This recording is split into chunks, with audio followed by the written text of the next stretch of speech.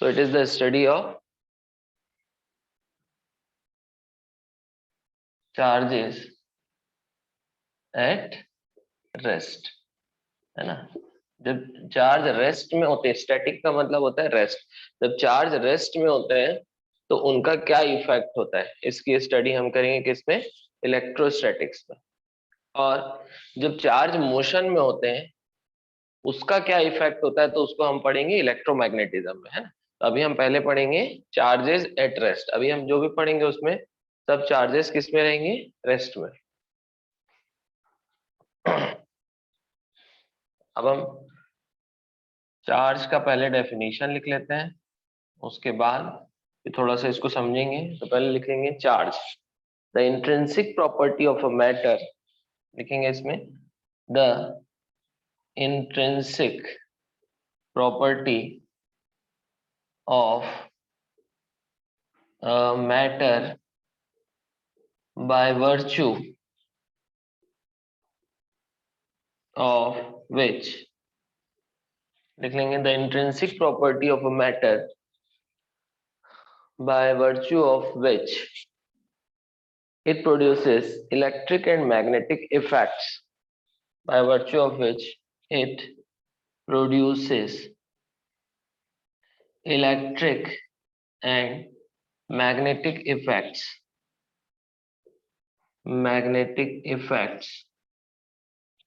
by virtue of which it produces electric and magnetic effects is known as charge, is known as charge. So it is the property of matter by virtue of which it produces electric and magnetic effect. तो charge के कारण, charge वो property है जिसके कारण कोई body जो है वो इलेक्ट्रिकल इफेक्ट और मैग्नेटिक इफेक्ट शो कर सकती है। लिख लीजिए इसको। जैसे मान लीजिए कोई एक एटम है ना, जैसे मान लीजिए आप सोडियम एटम है,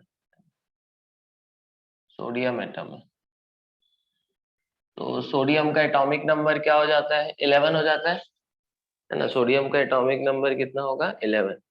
एटॉमिक नंबर 11 है, इसका मतलब इसमें नंबर ऑफ प्रोटॉन कितने होंगे, 11। फिक्स कौन रहता है, प्रोटॉन, इलेक्ट्रॉन चेंज होते रहता है ना। नंबर ऑफ, है ना, अगर सोडियम एटम अगर न्यूट्रल है तो इसमें नंबर ऑफ इलेक्ट्रॉन भी क्या होंगे, 11। नंबर ऑफ इलेक्ट्रॉन भी क्या होंगे, 11। ठीक, अगर, है ना। अच्छा, प्रोटॉन कहाँ पर होता है बेटा, अभी हम चार्ज के बेसिस पे बात करें, हम न्यूट्रॉन की अभी बात नहीं करें। न्यूट्रॉन न्यूट्रल है, उसका चार्ज से कोई लेना देना नहीं है। तो प्रोटॉन कहाँ पर रहेंगे, न्यूक्लियस में रहेंगे, है ना। 11 प्रोटॉन और 11 इलेक्ट्रॉन ऐसा घूम रहे हैं, 11 इलेक्ट्रॉन क्या हो रहे हैं, घूम रहे हैं, है ना, अराउंड द न्यूक्लियस। तो यहाँ प्रोटॉन होने के कारण यहाँ पॉजिटिव चार्ज है, कहाँ पर, न्यूक्लियस पे, न्यूक्लियस पे पॉजिटिव चार्ज है, और उसके सराउंडिंग में कौन है, इलेक्ट्रॉन है ना। जो इलेक्ट्रॉन्स होते हैं बेटा, उनका भी जो चार्ज सेंटर होता है वो भी यही होता है, कहाँ हो जाएगा, न्यूक्लियस। तो पॉजिटिव और निगेटिव ओवरऑल, है ना, पॉजिटिव भी यही, निगेटिव भी यही।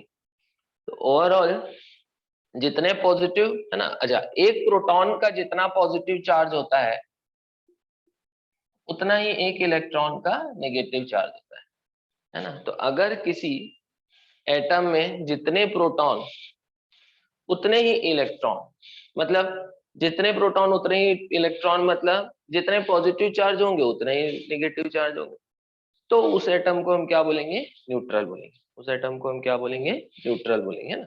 जैसे इस एटम में, सोडियम एटम की अगर मैं बात करूं, न्यूट्रल सोडियम एटम की अगर मैं बात करूं, तो 11 प्रोटॉन 11 इलेक्ट्रॉन, 11 प्रोटॉन और 11 इलेक्ट्रॉन। इसका मतलब जितने प्रोटॉन उतने ही इलेक्ट्रॉन, तो नेट, है ना, 11 प्रोटॉन और 11 इलेक्ट्रॉन, जितने पॉजिटिव चार्ज उतने ही निगेटिव चार्ज, तो नेट चार्ज कितना हो गया, 0 हो गया। नेट चार्ज कितना हो गया, 0 हो गया। क्यों, हर एक प्रोटॉन का जितना चार्ज होगा उतना ही चार्ज हर एक इलेक्ट्रॉन का होगा, लेकिन नेचर अपोजिट होगा। प्रोटॉन का चार्ज और इलेक्ट्रॉन का चार्ज का नेचर अपोजिट होता है, इसलिए हम प्रोटॉन के एक को अगर पॉजिटिव बोलते हैं तो दूसरे को क्या बोल रहे हैं, नेगेटिव।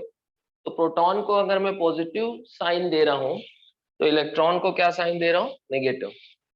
तो अगर 11 प्रोटॉन है और 11 इलेक्ट्रॉन है तो जितने पॉजिटिव उतने ही नेगेटिव, दोनों एक दूसरे को क्या कर दिए, कैंसिल कर दिए। नेट चार्ज कितना हो गया, 0। नेट चार्ज कितना हो गया, 0। इसलिए हम एटम को क्या बोलेंगे, न्यूट्रल।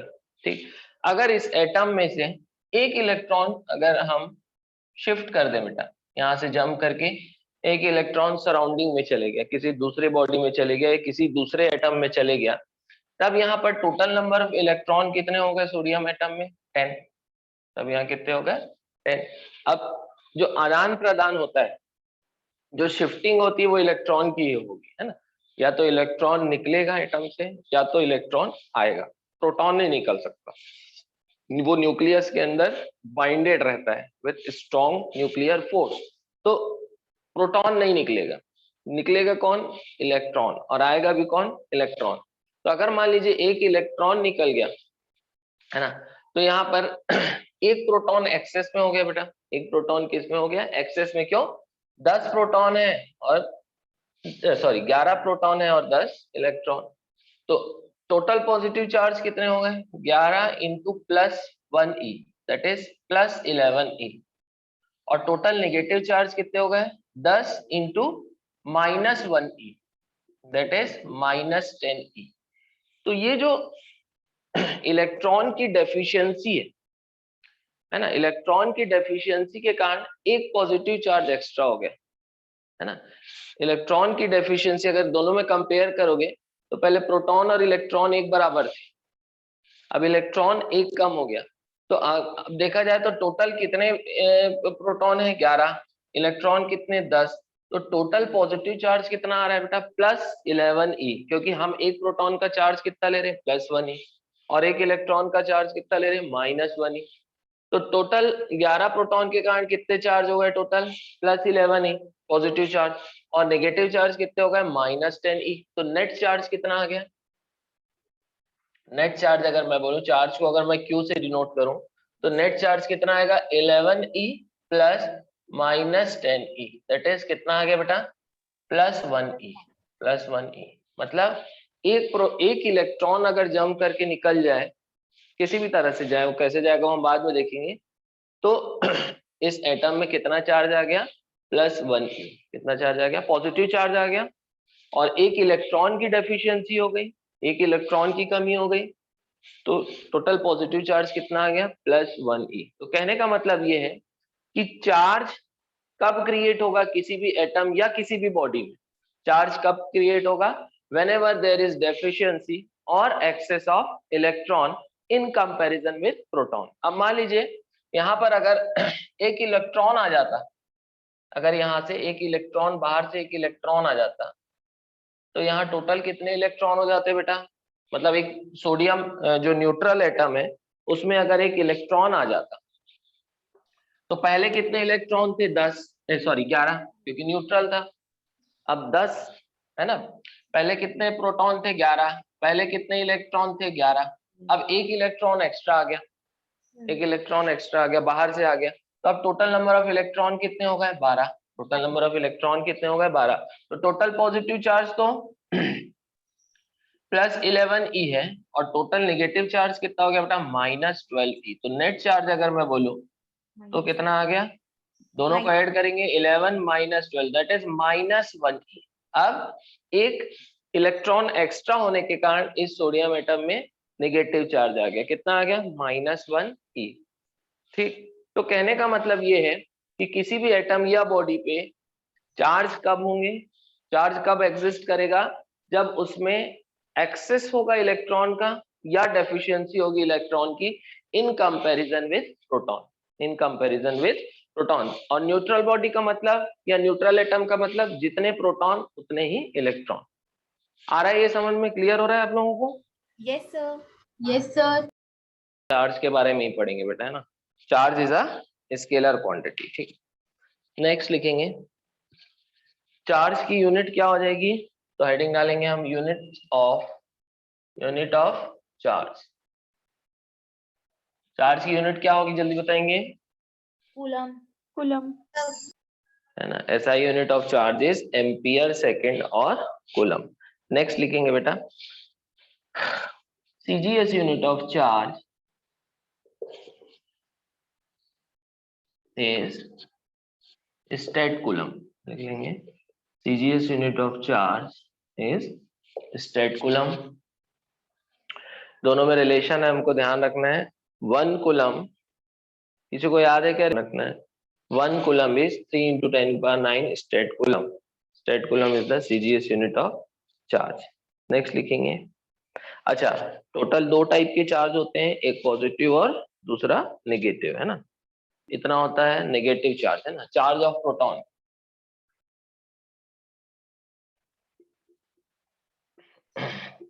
हो जाएगा +1.6 into 10⁻⁻19 कूलम। तो प्रोटॉन के कारण जो चार्ज आता है वो क्या आता है? पॉजिटिव। चलिए, अब मास ऑफ इलेक्ट्रॉन अपने को 27 kg है ना। तो मास ऑफ इलेक्ट्रॉन भी हमको ध्यान रखना है, 9.1 into 10⁻31 kg। Mass of electron is 1.67 into 10⁻27 kg। तो लिख लेंगे the term positive and negative charge was introduced by Benjamin Franklin. Next note point लिखेंगे, है ना। नोट पॉइंट हम सिंबॉलिकली लिखेंगे ना, इशारों इशारों में लिखेंगे। तो उसमें अगर किसी बॉडी से इलेक्ट्रॉन को हम रिमूव करते हैं, है ना, इलेक्ट्रॉन रिमूव, अगर किसी बॉडी से इलेक्ट्रॉन रिमूव होती है ना, रिमूव करेंगे तो वो बॉडी में कौन सा चार्ज आएगा? पॉजिटिव। बॉडी में कौन सा चार्ज आएगा? पॉजिटिव। और अगर किसी बॉडी पे इलेक्ट्रॉन ऐड करेंगे, बॉडी या एटम की बात हो रही है ना, तो नेगेटिव फिर चार्ज आएगा। उसमें क्या जाएगा? Negative charge. तो इसको एज अ नोट पॉइंट आप लोग नोट कर लीजिए। अगर इलेक्ट्रॉन ऐड करोगे तो उसमें क्या आ जाएगा? Negative charge. तो इलेक्ट्रॉन की कमी या इलेक्ट्रॉन की अधिकता, है ना, एक्स्ट्रा अगर इलेक्ट्रॉन होता है या इलेक्ट्रॉन की डेफिशिएंसी होती है तो चार्ज प्रोड्यूस होगा। मतलब चार्ज रहना, है ना, इलेक्ट्रॉन और प्रोटॉन का प्रेजेंस जो है किसी एटम या बॉडी का चार्ज होने की गारंटी नहीं है ना। अगर दोनों बराबर है, पॉजिटिव इलेक्ट्रॉन और प्रोटॉन बराबर है, तो बॉडी न्यूट्रल होगी, चार्ज नहीं होगी, है ना। बॉडी तभी चार्ज होगी जब उसमें एक्सेस या डेफिशिएंसी ऑफ इलेक्ट्रॉन होगी। नेक्स्ट हम लिखेंगे conductors and non conductors. Conductors and non conductors.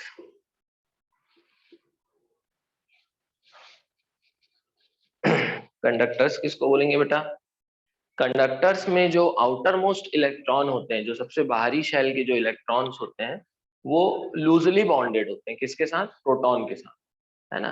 तो वो जो है वो एटम को छोड़ के भी घूम सकते हैं इधर उधर कंडक्टर की बॉडी में, ठीक है। जैसे कि कंटेनर के अंदर गैस मॉलिक्यूल्स घूमते हैं ना, वैसे ही कंडक्टर की बॉडी के अंदर इलेक्ट्रॉन जो अपने एटम को छोड़ के इधर उधर घूम सकते हैं, ठीक है।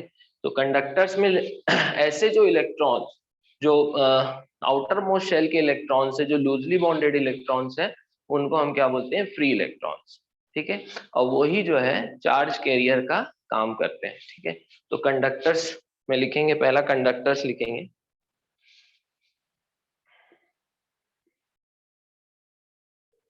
कंडक्टर्स में outer electrons are loosely bounded. अब बाउंडेड किसके साथ है, ये समझ में आ जा रहा है आपको? Yes, sir. इसका रिलेशन, इसका, है ना, किसके साथ है, किसके साथ बाउंडेड है ना। So it is bounded, loosely bounded with proton. It is loosely bounded with proton. अगर लूजली बाउंडेड है ना, आउटर इलेक्ट्रॉन्स अगर लूजली बाउंडेड है, तो इनको हम क्या बोलेंगे? Free electrons. इनको हम बोलेंगे free electrons. These are free electrons, है ना। they can move throughout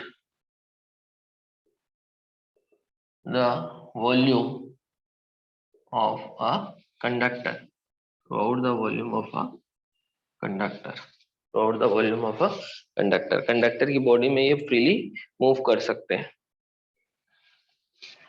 conductor के केस में चार्ज को अगर आप छोड़ दोगे, कंडक्टर के ऊपर अगर आप कुछ चार्ज ऐसा छिड़क दोगे, डाल दोगे, तो चार्ज कहाँ जाएंगे बेटा?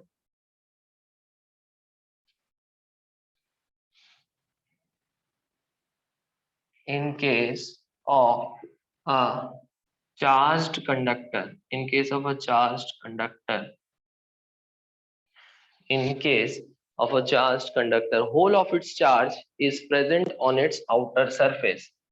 Whole of its charge is present on its outer surface. मतलब बॉडी के बल्क में, बॉडी के अंदर में कोई भी चार्ज सिचुएटेड नहीं होगा, है ना। जैसे स्फेरिकल कंडक्टर है, तो इसको अगर आप नेगेटिव चार्ज दोगे तो पूरा का पूरा चार्ज कहाँ पर आ जाएगा, रिसाइड करेगा। रेस्ट में कब आएगा चार्ज? जब तक कहाँ ना पहुंच जाए, सरफेस। तो in case of a conductor, whole of the charge is present on its outer surface. तो यहाँ पर हमको क्या क्या समझ में आ रहा है कंडक्टर के बारे में, कि कंडक्टर में फ्री इलेक्ट्रॉन्स होते हैं जो इधर उधर मूव कर सकते हैं। ठीक, दूसरा, कंडक्टर के केस में जो चार्ज होगा वो कहाँ रिसाइड करेगा, on, charge will reside on its outer surface. तो अगर मैं पहला केस देखूं जिसमें हम बाहर से इलेक्ट्रॉन की सप्लाई कर रहे हैं, मैंने इलेक्ट्रॉन को यहाँ रख दिया, तो क्या ये इलेक्ट्रॉन यहीं रुकेंगे? नहीं। क्यों? क्योंकि ये एक दूसरे को रिपेल करेंगे, क्योंकि लाइक चार्जेस एक दूसरे को रिपेल करते हैं, तो इलेक्ट्रॉन एक दूसरे को रिपेल करेंगे, तो एक दूसरे से ज्यादा दूर जाना चाहेंगे, और कंडक्टर इनको अलाउ करेगा। कंडक्टर ऐसा मटेरियल होगा जो चार्जेस को फ्रीली मूव करने देता है, तो इनको अलाउ करेगा। तो ये ज्यादा से ज्यादा दूर चले जाएंगे, जितना दूर हो सकता है उतना चले जाएंगे। तो ये कहाँ चले जाएंगे? सरफेस में। कहाँ चले जाएंगे? सरफेस में। ठीक, और वही अगर मैं कंडक्टर से इलेक्ट्रॉन निकाल लूं, ऑब्वियसली इसमें कौन सा चार्ज बचेगा बेटा? पॉजिटिव। तो ये पॉजिटिव चार्ज एटम बचेंगे। पॉजिटिवली चार्ज एटम जो है एक दूसरे को रिपेल करेंगे, और कहां से कहां जाना चाहेंगे? जितना दूर हो सकता है उतना दूर जाना चाहेंगे। तो ये कहाँ चले जाएंगे? सरफेस में। जब सरफेस में जाएंगे तभी इनको चैन मिले। तो कहने का मतलब है जो चार्ज है वो कहाँ रिसाइड करता है? On the outer surface of the conductor. बना लीजिए दोनों को डायग्राम, है ना। कंडक्टर्स के एग्जांपल है, फर्स्ट मेटल्स, ह्यूमन बॉडी भी कंडक्टर है। थर्ड, इलेक्ट्रोलाइट्स भी कंडक्टर है, ये भी चार्ज को फ्लो कराते हैं अपने से, है ना। तो metals, human body, electrolytes and earth लिख लेंगे,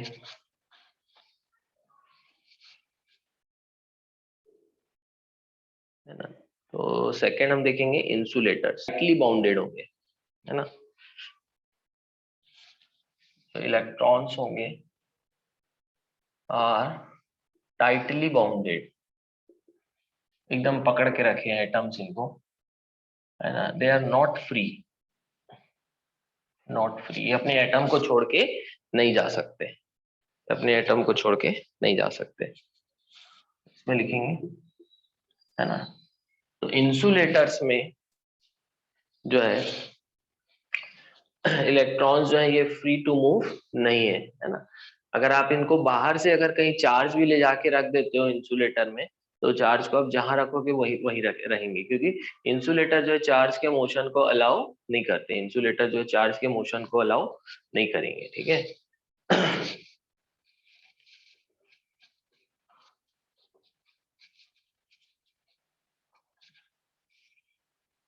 तो एग्जाम्पल लिखेंगे हम इंसुलेटर। देखो बेटा, कंडक्टर्स के केस में कंडक्टर को अगर आप इलेक्ट्रिक फील्ड में रखते हो, इलेक्ट्रिक फील्ड जो है ये कहाँ से कहाँ, इलेक्ट्रिक लाइंस ऑफ फोर्स होते हैं, अभी अपन इसको आगे भी पढ़ेंगे, है ना। जब इलेक्ट्रिक फील्ड सेटअप करते हो तो इलेक्ट्रॉन जो है मूव करना चालू करते हैं कंडक्टर्स के केस में, opposite to the direction of electric field.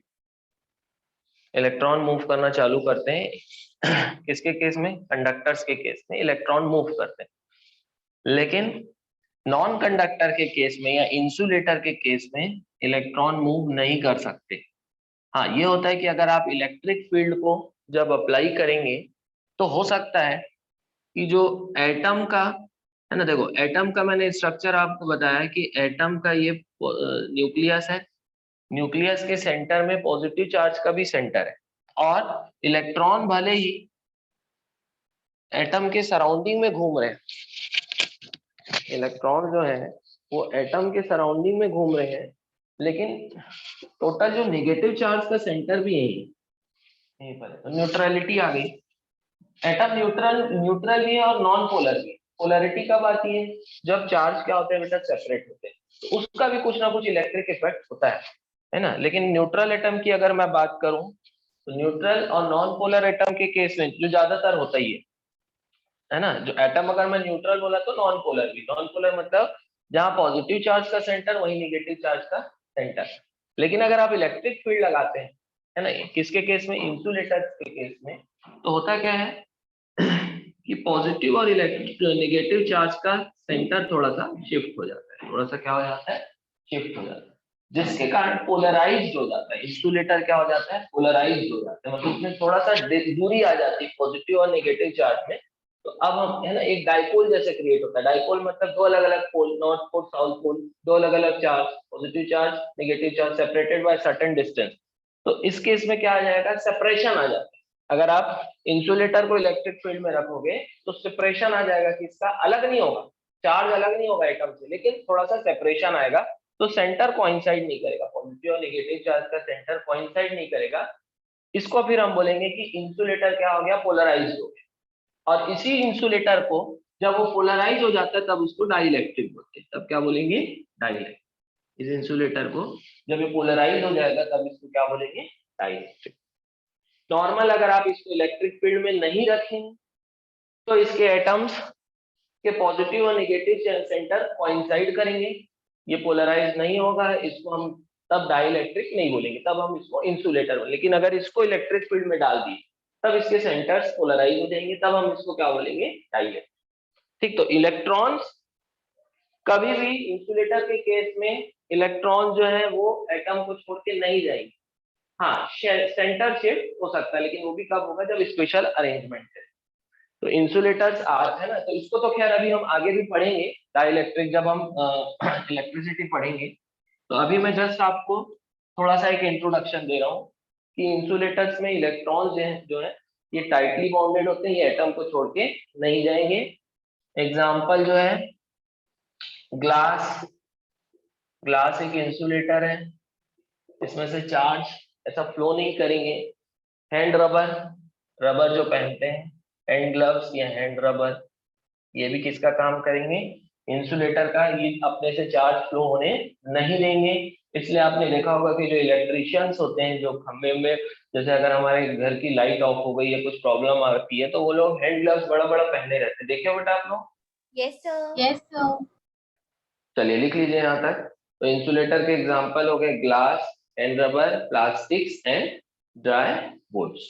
लिख लीजिए। इलेक्ट्रॉन आप ऐड करोगे, अगर बॉडी पे इलेक्ट्रॉन ऐड करोगे तो वो नेगेटिव चार्ज, उसको नेगेटिव चार्ज मिलेगा और उसका मास बढ़ेगा, और इलेक्ट्रॉन रिमूव करोगे तो पॉजिटिव चार्ज होगा और उसका मास कम हो जाएगा। चलिए अब नेक्स्ट, अब हम आगे बढ़े। तो मेथड्स ऑफ चार्जिंग में पहला है चार्जिंग बाय फ्रिक्शन, इसी को रबिंग या फ्रिक्शनल इलेक्ट्रिसिटी बोलेंगे।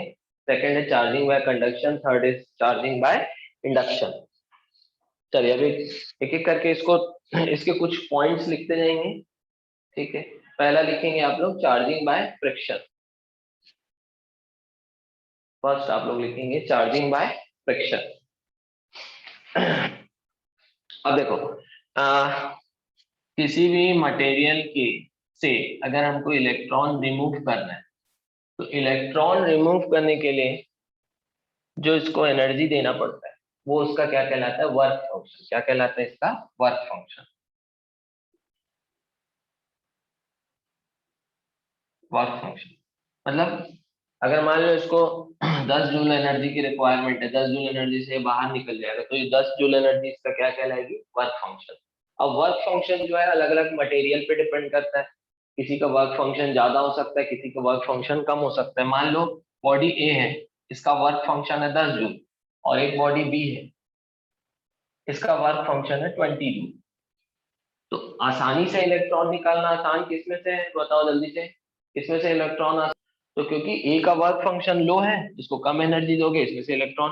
तो अब जब अगर हम इनको रब करें, दोनों को रब करेंगे, तो रब करने के कारण, फ्रिक्शन के कारण क्या क्रिएट होता है बेटा, थर्मल एनर्जी। क्या क्रिएट होगी, थर्मल एनर्जी। वो थर्मल एनर्जी इन इलेक्ट्रॉन्स को मिलेगी, और जिसका वर्क फंक्शन लो हो उसमें से इलेक्ट्रॉन जंप कर जाएगा और किसमें चले जाएगा, उस बॉडी में चले जाएगा जिसका वर्क फंक्शन हाई होगा।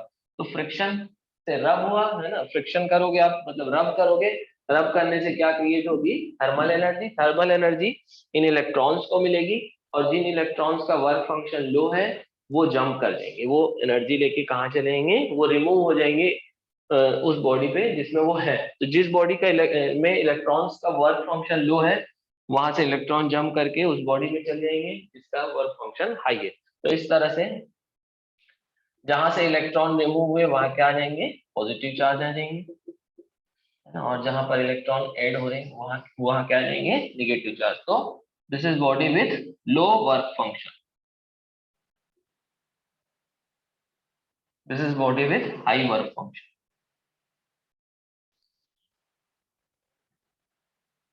This is body with high work function. इसको बना लेंगे जैसे कि इसका एग्जांपल, इसको हम ग्लास ले सकते हैं, ठीक है। जब ग्लास को आप रब करेंगे सिल्क क्लॉथ के साथ, सिल्क क्लॉथ है ना, सिल्क एक मटेरियल है क्लॉथ का, सिल्क क्लॉथ के साथ जब आप रब करोगे, क्योंकि इसका वर्क फंक्शन हाई है और इसका लो है ना। ये एग्जांपल है बेटा, ग्लास रॉड मान लो, तो ये ग्लास रॉड है, इसको आप रब किए सिल्क क्लॉथ के साथ, तो ग्लास रॉड में कौन सा चार्ज आएगा, पॉजिटिव चार्ज, क्योंकि इसका वर्क फंक्शन लो है, और सिल्क क्लॉथ में क्या आएगा, नेगेटिव चार्ज। तो जिसपे नेगेटिव चार्ज आता है उसका वर्क फंक्शन हाई होगा, और जिसपे पॉजिटिव चार्ज आएगा उसका वर्क फंक्शन क्या होगा, लो होगा। इसको हमको ध्यान रखना है। तो कैट स्किन में आएगा पॉजिटिव चार्ज, है ना। तो ये चार्ट आप लोग बना लेंगे बेटा, किस रब करने से किस में पॉजिटिव और किस में नेगेटिव चार्ज। ग्लास रॉड और सिल्क को रब करोगे तो इसमें पॉजिटिव, सिल्क में नेगेटिव। कैट स्किन को जब एबोनाइट रॉड से रब करोगे तो कैट स्किन में पॉजिटिव और एबोनाइट में नेगेटिव। जब आप वुलन क्लॉथ को रब करोगे रबर शू या अंबर रॉड के साथ, रबर शूज, तब वुलन क्लॉथ में पॉजिटिव और इसमें नेगेटिव। फोर्थ है जो ड्राई हेयर और कॉम वाला एग्जांपल है, तो ड्राई हेयर में पॉजिटिव चार्ज एंड कॉम में नेगेटिव चार्ज, ड्राई हेयर और कॉम। तो ये दोनों एग्जांपल, ये फेमस एग्जांपल है बेटा, इसको ध्यान रखेंगे, इसको भी याद ध्यान रखेंगे।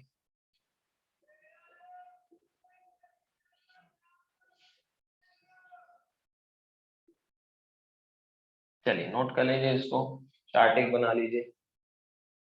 सर अगर हम ये चीज चार्जिंग बाय कंडक्शन, ये मेथड, ये पॉइंट लिख लीजिए, lightning is due to frictional electricity. Second जो मेथड है charging by conduction, charging by conduction, charging by conduction, है ना। इसमें दो बॉडीज को जस्ट हम क्या कराएंगे, टच कराएंगे, ऐसा रब नहीं करेंगे, रब करके थर्मल एनर्जी प्रोड्यूस नहीं करना है, एक दो दो दो बॉडीज को टच कराएंगे। तो ये मेथड किस में होता है, कंडक्टर। तो बाय टचिंग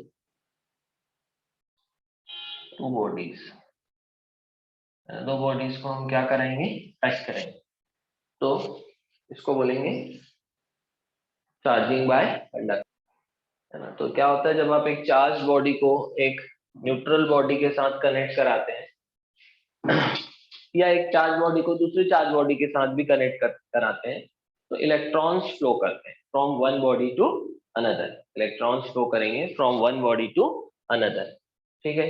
इससे जो है दूसरी बॉडी क्या हो जाएगी, चार्ज हो जाएगी। अगर अभी हम क्या देख रहे हैं, चार्जिंग बाय कंडक्शन, मतलब अभी हम वो केस लेंगे जिसमें एक बॉडी चार्ज है ना। जैसे मान लीजिए पॉजिटिव चार्ज है और दूसरी बॉडी न्यूट्रल है, क्योंकि उसको चार्ज करना है। दूसरी बॉडी को मान लो न्यूट्रल है, अभी उसको हमने कनेक्ट नहीं किया, ये दूसरी बॉडी बी है, ये न्यूट्रल, ठीक। तो होगा क्या बेटा, होगा ये कि जब आप इस स्विच को क्लोज करेंगे तो फिर इलेक्ट्रॉन को फ्लो करने का रास्ता मिल जाएगा। तो इलेक्ट्रॉन कहाँ से कहाँ फ्लो करेगा, फ्रॉम बी टू है, फ्रॉम बी टू है, तो इसके इलेक्ट्रॉन फ्लो करेंगे क्योंकि यहाँ इलेक्ट्रॉन की डेफिशिएंसी है। तो इलेक्ट्रॉन यहाँ फ्लो करेंगे, तो ये कौन सा चार्ज ऑक्यूपाई करेगा, पॉजिटिव चार्ज। तो जब आप इसको कनेक्ट करेंगे, बॉडी ए को जब आप बी के साथ कनेक्ट कर देंगे तो बॉडी बी से इधर इलेक्ट्रॉन का क्या होगा, इलेक्ट्रॉन फ्लोज। तो कुछ इलेक्ट्रॉन, ऐसा नहीं कि पूरे इलेक्ट्रॉन फ्लो कर देंगे, कुछ इलेक्ट्रॉन इसमें से फ्लो करेंगे, है ना। तो इसका कुछ पॉजिटिव चार्ज कम हो जाएगा, है ना, इसका कुछ पॉजिटिव चार्ज कम हो जाएगा। थोड़ा पहले में ज्यादा दिखा देते हैं हम सा। तो इसमें से कुछ पॉजिटिव चार्ज क्या हो जाएगा बेटा, कम हो जाएगा, क्योंकि इलेक्ट्रॉन्स आके इसके कुछ पॉजिटिव चार्ज को न्यूट्रलाइज करेंगे और इसमें कुछ पॉजिटिव चार्ज बढ़ जाएगा, कुछ पॉजिटिव चार्ज इसमें बढ़ जाएगा। सो इस मेथड को, जिसमें हम इनको कांटेक्ट में, टच में ला रहे हैं और एक बॉडी को जो न्यूट्रल है उसको हम क्या कर रहे हैं, चार्ज कर रहे हैं, तो ये बॉडी क्या हो जा रही है, पॉजिटिवली चार्ज। इस मेथड को हम क्या बोलेंगे, चार्जिंग बाय कंडक्शन। इस मेथड को हम बोलेंगे चार्जिंग बाय कंडक्शन। अब अगर मान लीजिए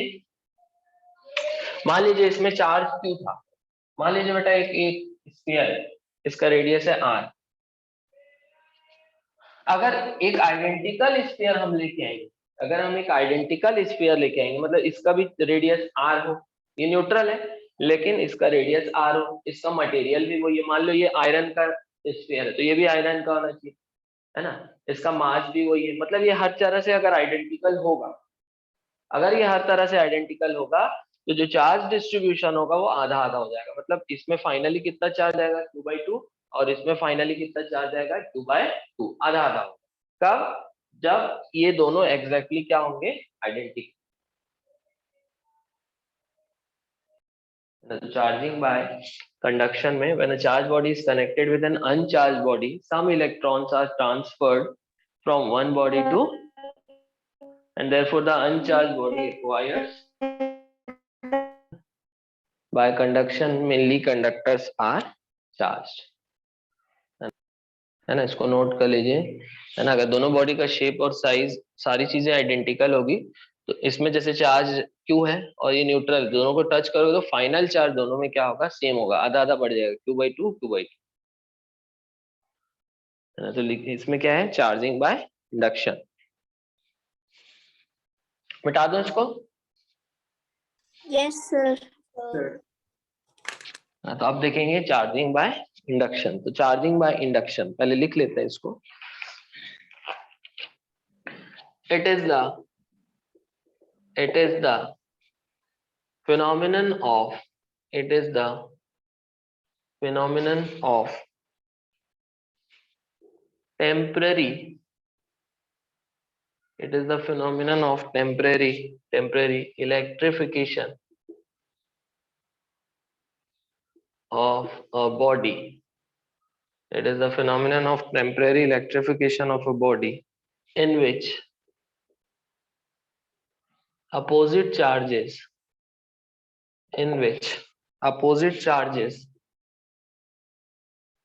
appear in which opposite charges appear at its closer end, at its closer end, and similar charges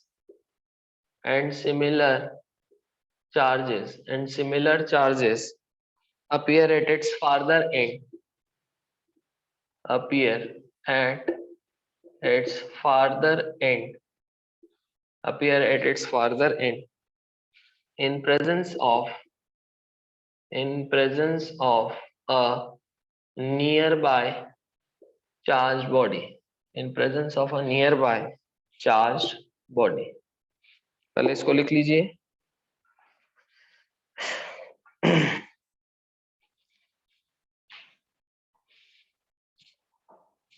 है ना। इसमें क्या होता है बेटा, अगर आप एक चार्ज कंडक्टर को, मान लीजिए पॉजिटिव चार्ज कंडक्टर है, इसमें है ना, इसके नजदीक में अगर आप एक न्यूट्रल बॉडी को लेके आते हो, है ना, एक न्यूट्रल कंडक्टर को लेके जाते हो, तो होगा क्या कि क्योंकि कंडक्टर में इलेक्ट्रॉन्स फ्री टू मूव है, तो इलेक्ट्रॉन्स जो होंगे, है ना, इस पॉजिटिव चार्ज, इसमें जो इलेक्ट्रॉन्स होंगे वो इस पॉजिटिव चार्ज की तरफ अट्रैक्ट होंगे। तो यहाँ पर जो चार्ज होंगे, है ना, तो इस बॉडी के, ये जो चार्ज बॉडी है, चार्ज बॉडी के नजदीक में कौन सा चार्ज इंड्यूस होगा, इसको बोलेंगे इंड्यूस्ड चार्ज, जो चार्ज इंड्यूस हो रहा है, ठीक है, इसको क्या बोलेंगे, इंड्यूसिंग चार्ज, क्योंकि ये इसमें चार्ज क्या कर रहा है, इंड्यूस करा रहा है, ठीक। तो इस चार्ज को बोलेंगे इंड्यूस चार्ज। तो इंड्यूस्ड चार्ज जो होगा वो इंड्यूसिंग चार्ज के अपोजिट होगा। अगर ये पॉजिटिव चार्ज है तो नजदीक वाले एंड में कौन सा चार्ज आएगा, इंड्यूस होगा, नेगेटिव। और फार एंड में कौन सा चार्ज होगा, पॉजिटिव। फार एंड में कौन सा चार्ज होगा, पॉजिटिव। तो देखिए इलेक्ट्रॉन और प्रोटॉन का सेपरेशन हो गया, पोलराइजेशन हो गया, तो ये भी एक चार्जिंग है। सेपरेशन हो गया, पोलराइजेशन हो गया। अब अगर पोलराइजेशन हो गया, यहाँ पर पोलराइजेशन हुआ है, अब अगर आपको इसमें कोई एक पर्टिकुलर चार्ज लेके आना है, अगर आपको इसमें कोई पर्टिकुलर चार्ज लेके आना है, तो आप इसको एक काम कर सकते हो, अर्थ कर सकते हो, या तो आप इसको दूसरे कंडक्टर से टच करा दो, तो फिर इसमें से चार्ज फ्लो हो सकता है, या दूसरा आप इसमें अर्थिंग, इसको अर्थिंग दे दो। अब अर्थिंग देने से अर्थ अर्थ को आप मान लो it is a sea of electrons, बहुत सारे इलेक्ट्रॉन, जितना इलेक्ट्रॉन्स निकाल सकते हो अर्थ से निकाल लो। तो होगा क्या, क्योंकि यहाँ पॉजिटिव चार्ज है तो अर्थ से बहुत सारे इलेक्ट्रॉन निकलेंगे, और कब तक इलेक्ट्रॉन निकलते जाएंगे, जब तक ये पूरे पॉजिटिव चार्ज को क्या ना कर दे, न्यूट्रलाइज कर दे। तो पूरे जब पॉजिटिव चार्ज न्यूट्रलाइज हो जाएंगे, अर्थिंग करने से क्या होता है, अर्थ से इलेक्ट्रॉन आएगा, तो होगा क्या, इसमें से पॉजिटिव चार्ज क्या हो जाएंगे, पूरे न्यूट्रलाइज होंगे। अब इसमें क्या बचा बेटा, नेगेटिव चार्ज। आप अर्थिंग कनेक्शन हटा दो, इसमें परमानेंट क्या आ गया, नेगेटिव चार्ज आ गया। क्या इसमें से कुछ चार्ज ट्रांसफर करने की जरूरत पड़ी, इस इंड्यूस्ड बॉडी, इंड्यूसिंग बॉडी में से क्या कुछ चार्ज ट्रांसफर करने की जरूरत पड़ रही है क्या इसमें, नहीं पड़ रही। तो इसमें बॉडीज के बीच में चार्ज ट्रांसफर नहीं होगा, मतलब जो इंड्यूसिंग बॉडी है उसको चार्ज लेने या देने की जरूरत नहीं पड़ेगी। तो इस तरह से जो चार्जिंग होती है किसी भी बॉडी की विदाउट एक्चुअल कांटेक्ट, इसको हम बोलते हैं चार्जिंग बाय इंडक्शन। इसको क्या बोलेंगे, चार्जिंग बाय इंडक्शन। आ रहा है ये समझ में आपको। Here the charging body does not lose any of its own charge, है ना, जो बॉडी चार्ज कर रही है, जो बॉडी चार्ज कर रही है ना, या इंड्यूसिंग बॉडी, जो बॉडी इंड्यूस कर रही है, वो अपना खुद का चार्ज लूज नहीं करेगी, अपना खुद का चार्ज लूज नहीं करेगी। ठीक, अब थोड़ा सा इसको हम स्टेप बाय स्टेप लिख लेते हैं, है ना। जैसे मान लीजिए ये निगेटिवली चार्ज बॉडी है, ठीक, और ये है ना, ये बॉडी ए है और ये बॉडी बी है, ये न्यूट्रल बॉडी है, ये न्यूट्रल कंडक्टर है ना। ये पहला स्टेप हो गया, है ना, स्टेप 1। इसको हम स्टेप बाय स्टेप लिख लेंगे। जब हम इनको नजदीक ला रहे हैं तो क्या हो रहा है, जब ये नजदीक आएंगे तो अपोजिट चार्ज, नियर एंड में कौन सा चार्ज होगा, जल्दी बताएंगे, नियर एंड में पॉजिटिव। Positive charge. गुड। तो है ना, जब नजदीक लेके आएंगे, है ना, माइनस माइनस, इसको जब नजदीक लेके आएंगे तो बॉडी ए बॉडी बी के, है ना, तो यहाँ कौन सा चार्ज, पॉजिटिव चार्ज इंड्यूस होगा, यहाँ उतना ही नेगेटिव चार्ज होगा, ठीक। अच्छा ये बताएंगे बेटा कि ए और बी के बीच में क्या कुछ अट्रैक्शन या रिपल्शन की गुंजाइश बनती है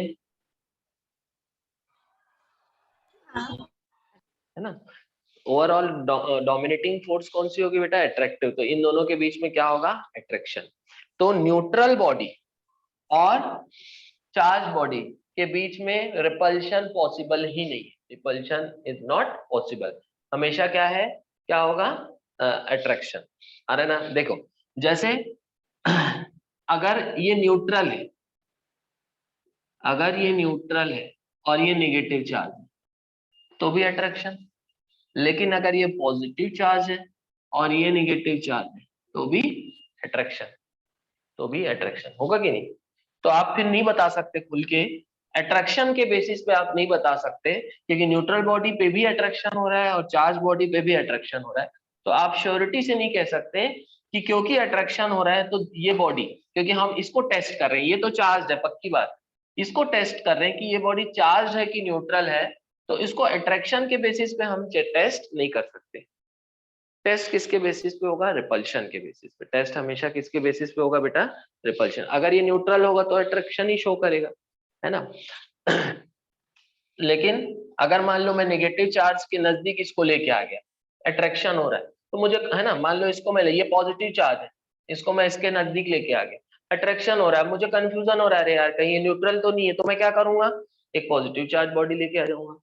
अब पॉजिटिव चार्ज बॉडी में भी अट्रैक्शन होगा, मतलब वो क्या है, न्यूट्रल। आ रहा है ना समझ में। लेकिन अगर रिपल्शन हो जाए, अगर मैं पॉजिटिव चार्ज बॉडी लेके आया और दोनों में रिपल्शन हो जाए, तो मैं श्योर हो जाऊंगा कि ये चार्ज बॉडी, ये क्या है, चार्ज बॉडी। तो कहने का मतलब है कि जो इलेक्ट्रिफिकेशन का जो ट्रू टेस्ट है वो अट्रैक्शन है कि रिपल्शन, जल्दी बताएंगे। सर यहाँ पे ये नहीं लिखेंगे क्या, क्या फोर्स ऑफ अट्रैक्शन ज्यादा है? पर देखिए ये पोलराइजेशन हुआ बेटा, अभी बॉडी चार्ज नहीं हुई, क्योंकि अभी भी टोटल चार्ज जितना पॉजिटिव उतना नेगेटिव, लेकिन पोलराइजेशन से भी क्या होता है, इलेक्ट्रिक इफेक्ट होता है ना। अभी जैसे मैंने बताया कि इनके बीच में क्या होगा, अट्रैक्शन। ठीक, तो उसके बाद फिर हम क्या करेंगे, इसको अर्थ कर देंगे। होगा क्या, देखिए ये हो गया चार्ज ए, बॉडी ए, ये नेगेटिवली चार्ज है ना, बॉडी ए नेगेटिवली चार्ज है। अब आप इसको अर्थ से कनेक्ट करो, अर्थिंग दे रहे हो, बॉडी बी को अर्थ से कनेक्ट करें, अर्थिंग। अब इधर तो पॉजिटिव चार्ज है, अब इलेक्ट्रॉन इधर जाएंगे, इधर क्योंकि निगेटिव है, मैंने उल्टा एग्जांपल लेके समझाया, जो पहले समझाया था उसमें इधर पॉजिटिव थे तो इलेक्ट्रॉन आ रहे थे, अभी इसमें निगेटिव है तो इलेक्ट्रॉन क्या होंगे बेटा, जाएंगे। इलेक्ट्रॉन जो है इसमें क्या होंगे, जाएंगे, मूव करेंगे। ठीक, और अल्टीमेटली इसमें क्या आ गया, पॉजिटिव चार्ज। अर्थिंग को आप हटा दो, तो क्योंकि ये कंडक्टर है, पॉजिटिव चार्ज पूरे सरफेस में फैल जाएंगे, आउटर सरफेस में, तो अल्टीमेटली क्या हो जाएगा, ये ए है नेगेटिव चार्ज, इसका जो जितना चार्ज था वो पूरा का पूरा अपना चार्ज रिटेन करेगा, और बी जो है वो क्या हो जाएगा, पॉजिटिवली चार्ज हो जाएगा, by the method of induction, by the method of induction. लिख लीजिए, it is clear that, note point लिखेंगे, it is clear that a charged body always attracts a neutral body, note point लिखेंगे, it is clear that a charged body always attracts a neutral body. It is clear that a charged body always attracts a neutral body. Hence, true test of electrification is repulsion. Hence, true test of electrification, true test of electrification is repulsion. ये important line है, इसको ध्यान रखेंगे। Electrification का true test क्या है, repulsion. चलिए कि क्या पूरा का पूरा चार्ज इंड्यूस होगा हमेशा, ऐसा नहीं है। इस पे कितना चार्ज इंड्यूस होगा, ये इस पे नेचर पे डिपेंड करता है। इसके क्यू डैश क्या है, इस पे कितना चार्ज इंड्यूस हुआ, है ना, इंड्यूस्ड चार्ज। क्यू क्या है, इसका चार्ज जो इंड्यूसिंग चार्ज है,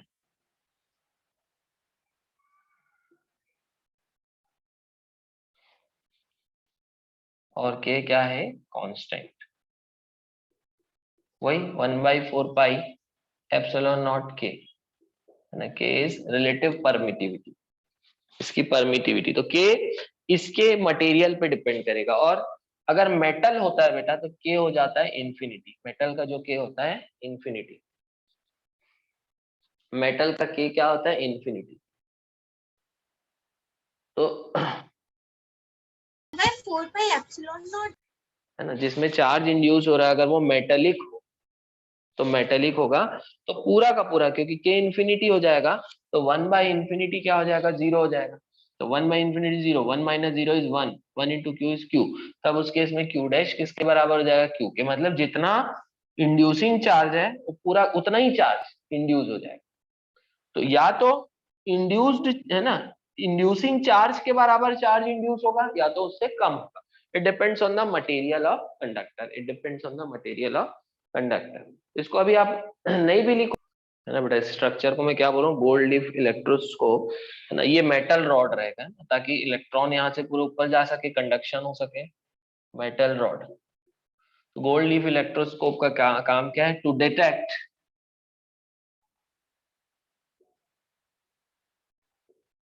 एंड मेजर चार्ज, चार्ज का मैग्नीट्यूड कितना है और चार्ज को डिटेक्ट करना, चार्ज है भी कि नहीं है, किसका काम है, गोल्ड लीफ इलेक्ट्रोस्कोप का है। यहाँ मेटल बॉल रहेगी, है ना, शुरू में यहाँ ये न्यूट्रल है बेटा, ये अभी निगेटिव चार्ज मैं कब दिखा रहा हूँ, जब ये पॉजिटिव चार्ज रॉड को मैं इसके नजदीक लाया, अदरवाइज ये न्यूट्रल था, यहाँ भी कोई चार्ज नहीं था, यहाँ भी कोई चार्ज नहीं था। जैसे ही इसको नजदीक लाया, पॉजिटिव चार्ज ने यहाँ नेगेटिव चार्ज को इंड्यूस किया, यहाँ से नेगेटिव चार्ज पूरे ऊपर गए, यहाँ क्या, इसको बोलेंगे गोल्ड लीफ, इसमें क्या है, पॉजिटिव चार्ज रहेगा। अब अगर, क्योंकि ये पॉजिटिवली चार्ज है, क्योंकि ये चार्ज है, कैसे पता चलेगा ये चार्ज है, अगर ये चार्ज होगा तभी यहाँ नेगेटिव चार्ज आएंगे, अगर ये न्यूट्रल होता तो ये भी न्यूट्रल है तो कोई चार्ज इंड्यूस नहीं होता। तो अगर ये चार्ज है तो यहाँ अपोजिट चार्ज आएगा, अगर पॉजिटिव चार्ज है तो इधर नेगेटिव आएगा, नेगेटिव आने से नीचे कौन सा चार्ज बचा, पॉजिटिव, तो पॉजिटिव पॉजिटिव दोनों गोल्ड लीव्स में बचे। तो क्योंकि इसमें भी पॉजिटिव इसमें भी पॉजिटिव, गोल्ड लीफ क्या करेगी, डाइवर्ज करेगी। तो डाइवर्जेंस ऑफ गोल्ड लीफ, अगर गोल्ड लीफ डाइवर्ज हो रही है मतलब क्या हो रहा है, क्या पता चल रहा है, इसे क्या प्रूफ हो रहा है कि ये जो मेटल रॉड है ये चार्ज्ड है, और डाइवर्जेंस जितना होगा उतना ज्यादा अमाउंट ऑफ चार्ज होगा। तो बस हमको ये ध्यान रखना है। तो basic properties of electric charge में पहला, charge is additive, second charge is quantized, ये इसी को बोलते हैं quantization of charge, third net charge of an isolated system is conserved, fourth charge is invariant, and fifth similar charges repel while dissimilar charges attract each other. So these are the basic properties of charges. अब इसको जल्दी जल्दी हम short में देखेंगे कि क्या क्या है। तो पहला लिखेंगे charge is additive.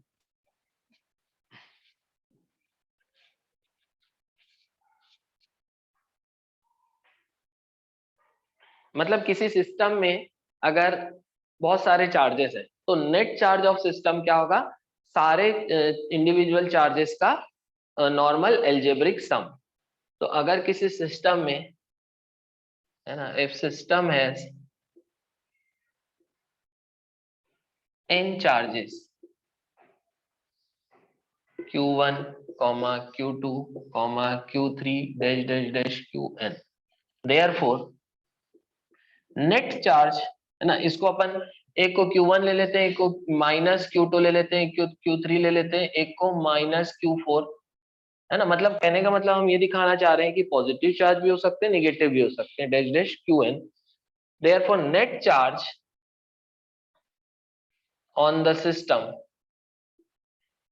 Net charge क्या हो जाएगा सिस्टम का, दैट इज q नेट, क्या हो जाएगा बेटा, normal algebraic sum of individual charges, that is q1 plus -q2 plus q3 plus -q4 plus dash dash dash plus qn। तो charge जो है सिंपल जो है जुड़ जाते हैं, ये इनको ऐड करने के लिए हमको वेक्टर मेथड की जरूरत नहीं है, सिंपल अलजेब्रा से ये जुड़ जाते हैं। So this is the additive property of charge. Second लिखेंगे चार्ज इज क्वांटाइज्ड, और इसी को हम बोलते हैं quantization of charge, quantization of charge. Quantization का मतलब होता है बेटा एक फिक्स अमाउंट में पाया जाना। जैसे मैं अगर बोलूं कि मुझे 5 इलेक्ट्रॉन दो, मिल जाएंगे, है ना भाई, क्योंकि जो चार्ज है वो तो टोटल इलेक्ट्रॉन से ही मिल के बनेगा। लेकिन अगर मैं बोलूं कि मुझे 2.5 इलेक्ट्रॉन दो, तो 2.5 इलेक्ट्रॉन के लिए क्या चाहिए, 1 इलेक्ट्रॉन, 1 इलेक्ट्रॉन और 0.5 इलेक्ट्रॉन। लेकिन जो मिनिमम चार्ज जो पाया जाता है वो कौन है, एक सिंगल इलेक्ट्रॉन। ठीक है, आपको इलेक्ट्रॉन कभी भी डेसिमल में नहीं मिलेंगे, फ्रैक्शन में नहीं मिलेंगे। तो जो चार्ज है वो क्वांटाइज्ड है, इसका मतलब चार्ज हमको एक फिक्स्ड अमाउंट में ही मिलेगा, आपको इंटीग्रल अमाउंट में मिलेगा। या तो एक इलेक्ट्रॉन के बराबर चार्ज मिलेगा, या तो 2 इलेक्ट्रॉन के बराबर, या तो 3, या तो 4, 0.7 इलेक्ट्रॉन या 2.7 इलेक्ट्रॉन या 10.3 इलेक्ट्रॉन आपको नहीं मिलेगा। तो एक फिक्स अमाउंट में चार्ज पाया जाता है ना। जैसे अगर मैं आपको बोलूं मिल्क मुझे दो, तो आप मिल्क कितना भी ले सकते हो, है ना, एक बूंद भी ले सकते हो, है ना। ऐसा नहीं बोल सकते आपको किसी पैकेट या पर्टिकुलर अमाउंट में फिक्स, ऐसा नहीं भाई, आप 1 किलो भी ले सकते हो, आप आधा किलो भी ले सकते हो, आप 250 ग्राम भी ले सकते हो, आप 22 ग्राम भी ले सकते हो, आप 21.5 ग्राम भी ले सकते हो। तो ये अमाउंट जो है ये आप कंटिन्यूअस किसी भी अमाउंट में आपको मिल्क मिल सकता है, तो इसका क्वांटाइजेशन नहीं। टाइम अगर मैं बोलूं तो 10:05 भी होता है, 10:05 30 सेकंड भी होता है, टाइम 10.5 सेकंड भी होता है, टाइम 10.05 सेकंड भी होता है। तो टाइम भी एक कंटिन्यूअस अमाउंट में किसी भी अमाउंट में आपको मिल सकता है। आ रहा है समझ में? तो वो क्वांटाइज्ड नहीं। तो क्वांटाइजेशन का मतलब होता है एक फिक्स्ड अमाउंट में पाया जाता है। तो चार्ज क्वांटाइज्ड है, और ये किस फिक्स्ड अमाउंट में पाया जाता है? It is found in integral multiple of charge of 1 electron. मतलब इंटीजर्स के टर्म में पाया जाएगा, मतलब या तो 1 इलेक्ट्रॉन। इंटीग्रल मल्टीपल मतलब आपको ये या तो 1 इलेक्ट्रॉन मिलेंगे या तो उसके इंटीग्रल मल्टीपल के बराबर इलेक्ट्रॉन मिलेंगे। इंटीग्रल मल्टीपल मतलब कौन मल्टीप्लाई होगा, चार्ज, एक इलेक्ट्रॉन के चार्ज से कौन मल्टीप्लाई होगा, इंटीजर्स मतलब 0 1 2 3 1 2 3 4। तो या तो आपको 1 इलेक्ट्रॉन मिलेंगे, या तो आपको 2 इलेक्ट्रॉन मिलेंगे, या तो आपको 3 इलेक्ट्रॉन मिलेंगे, या तो आपको n इलेक्ट्रॉन। और n क्या होगा, इंटीजर। आपको फ्रैक्शन में इलेक्ट्रॉन नहीं मिलेंगे, आपको चार्ज फ्रैक्शन में नहीं मिलेगा। इस प्रॉपर्टी को हम क्या बोलते हैं, क्वांटाइजेशन ऑफ चार्ज। समझ में आया कि आप लोग? चार्ज क्या बोलता है, the net charge on any object that can exist is always integral multiple of charge carried by 1 electron, that is q equals to plus minus ne। q equals to plus minus ne, है ना। मान लो किसी body पे 11 electron extra है, तो उस पर कितना चार्ज हो जाएगा बेटा, n की जगह क्या हो जाएगा, 11। आपको हमेशा क्या करना है, आपको मैग्नीट्यूड आप निकाला करो, आप ऐसा करो इसको, ये q equals to plus minus ne तो ठीक है, लेकिन मैं जो बता रहा हूँ आपको करना क्या है, आप q इक्वल्स टू ne करके आप मैग्नीट्यूड निकालो, और बॉडी निगेटिव चार्ज है तो माइनस कर दो सामने में, और पॉजिटिव चार्ज है तो प्लस कर दो। तो हमारा मेन मकसद होना चाहिए मैग्नीट्यूड निकालना। तो मान लो 11 इलेक्ट्रॉन है किसी बॉडी में, तो q कितना आ जाएगा बेटा, n कितना, 11 इंटू 1.6 इंटू 10 की पावर माइनस 19। ठीक है, अब 1.6 इंटू 11 कर दो तो 6 हो गया, ये 6 हो गया, 17.6। टोटल चार्ज कितना हो गया, 17.6। लेकिन अब मैं क्या लिखूंगा, क्योंकि बॉडी में कितने इलेक्ट्रॉन एक्स्ट्रा है, 11, तो चार्ज क्या होगा, नेगेटिव।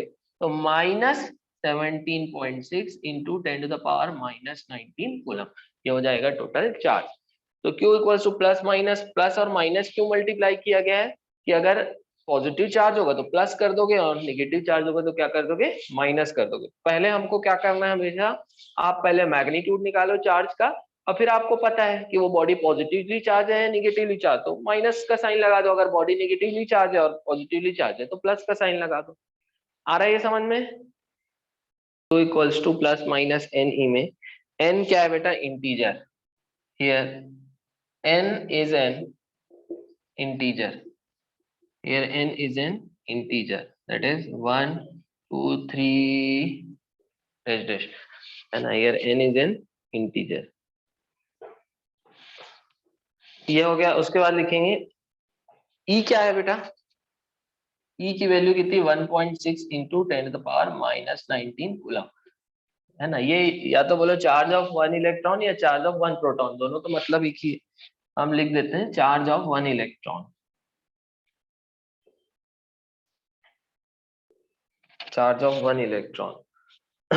नेक्स्ट लिखेंगे no charge is found in fraction of e, है ना। No charge is found in fraction of E, in fraction of E, no charge is found in fraction of E, that is 0.7 E or 2.5 E is not possible, is not, fraction पे हमको charge नहीं मिल सकता, ये possible नहीं है.